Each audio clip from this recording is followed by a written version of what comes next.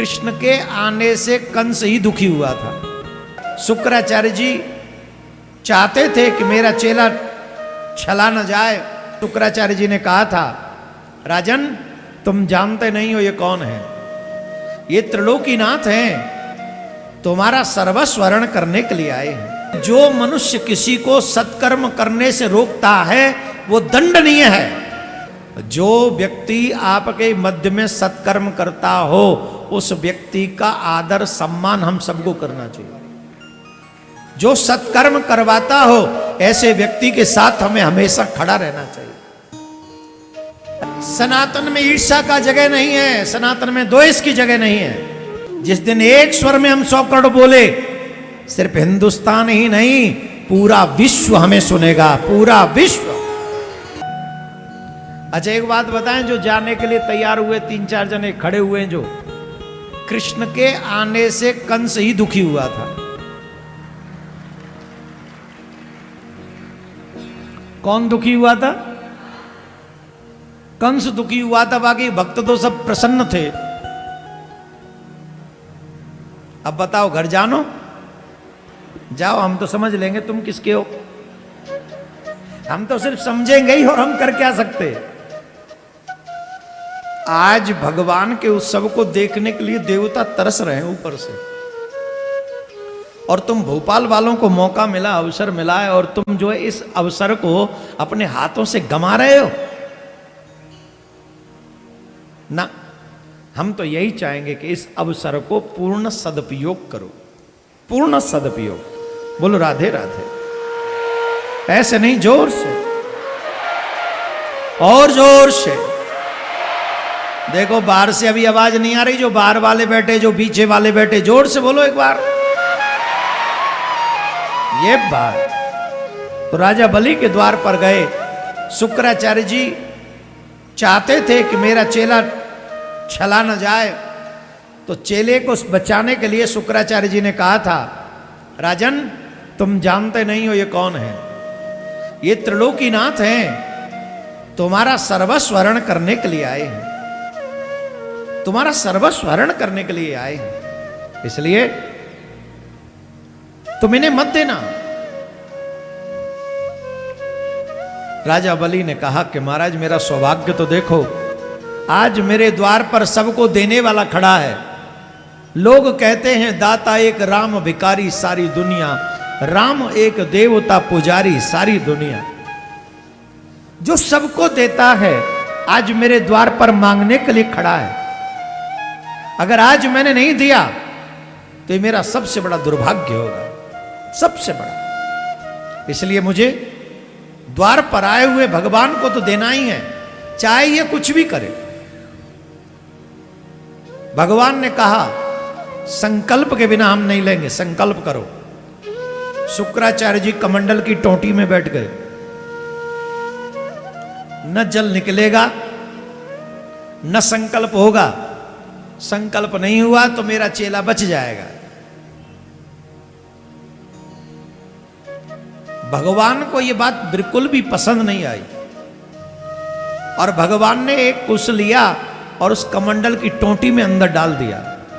काहे के लिए? बोले जो मनुष्य किसी को सत्कर्म करने से रोकता है वो दंडनीय है।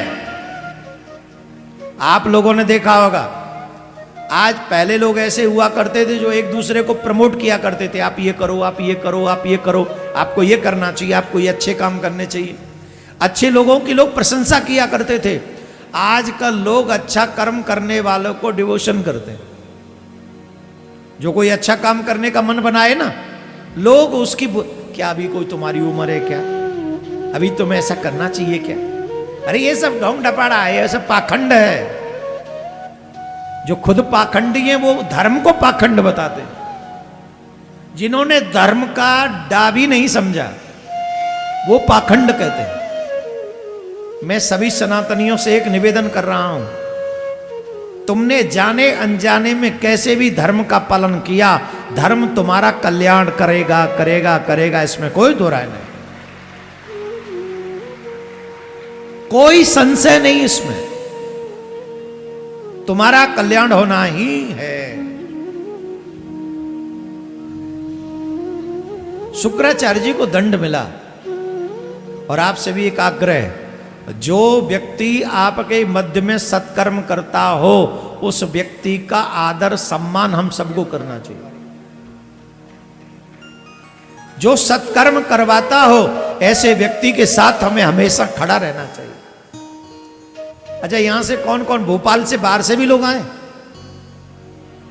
भोपाल से बाहर से कौन कौन लोग आए कथा सुनने के लिए? ये देखो, और ये सब भगवान की कथा सुनने आए। ये कौन है? ये भगवान के भक्त हैं। अब बताइए, इतनी इनकी इच्छा पूरी हुई कि यहां की कथा सुन रहे, ये इच्छा किसने पूरी करवाई? जोर से बोलो, किसने? भगवान ने तो कराई। निमित्त कौन बना? कौन बना? जोर से बोलो, जोर से बोलो ना। इस सत्कर्म को कराने में राहुल कोठारी जी ने निमित्त होने की भूमिका निभाई। बीजेपी के बड़े व्यक्ति हैं यहाँ। अब ये पार्टी के यहाँ, देखो पार्टी के बीच में तो हम नहीं बोल सकते कुछ भी, लेकिन भगवान की भक्ति के लिए और भगवान के भक्तों के लिए इतना विशाल आयोजन करना, पूरे भोपाल और पूरे मध्य प्रदेश को बताना कि अपने संस्कृति अपने संस्कारों से जुड़ो, ये अपने आप में महत्वपूर्ण है। राधे राधे बोलना पड़ेगा, ऐसे नहीं, जोर से बोलना पड़ेगा। बहुत धीरे बोल रहे हो भाई। वैसे भी राहुल जी पर राधा रानी की बड़ी कृपा है, और राहुल जी ने ये भागवत कथा का आयोजन कराकर, हम सच बता रहे हैं, बहुत अच्छा कार्य किया है। 7 साल बाद भोपाल में आने का अवसर हमको मिला।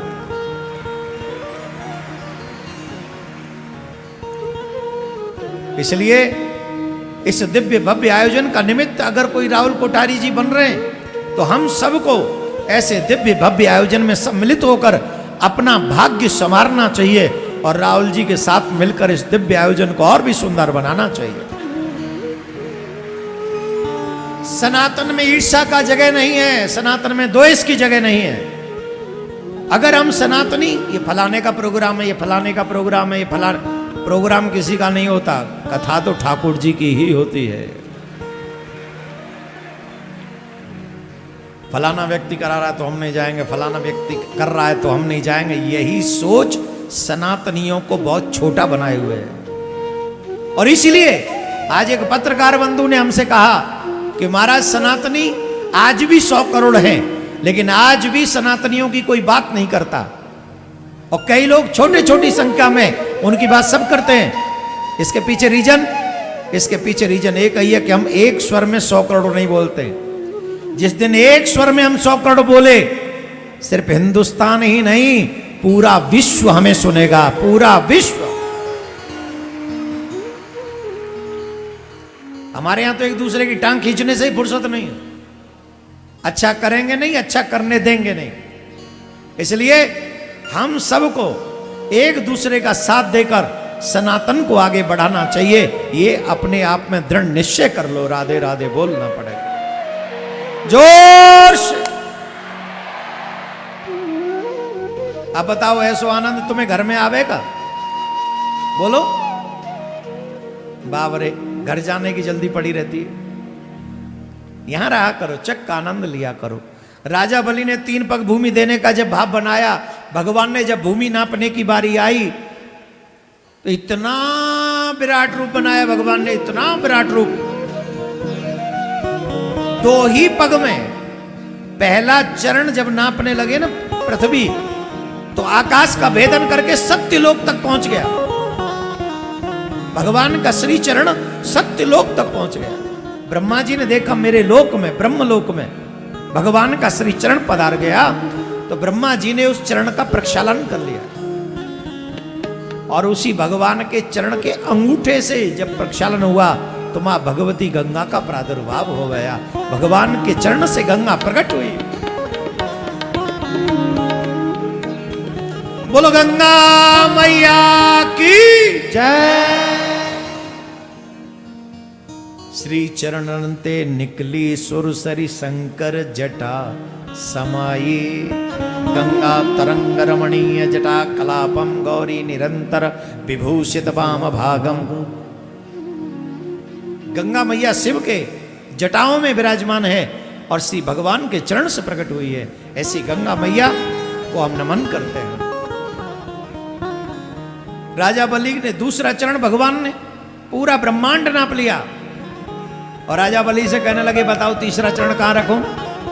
राजा बलि भगवान के चरणों में लेट गए और कहने लगे महाराज बताओ दान बड़ा होता है कि दानी? बोले दानी बड़ा होता है। बोले एक चरण में आप मुझे नाप लो।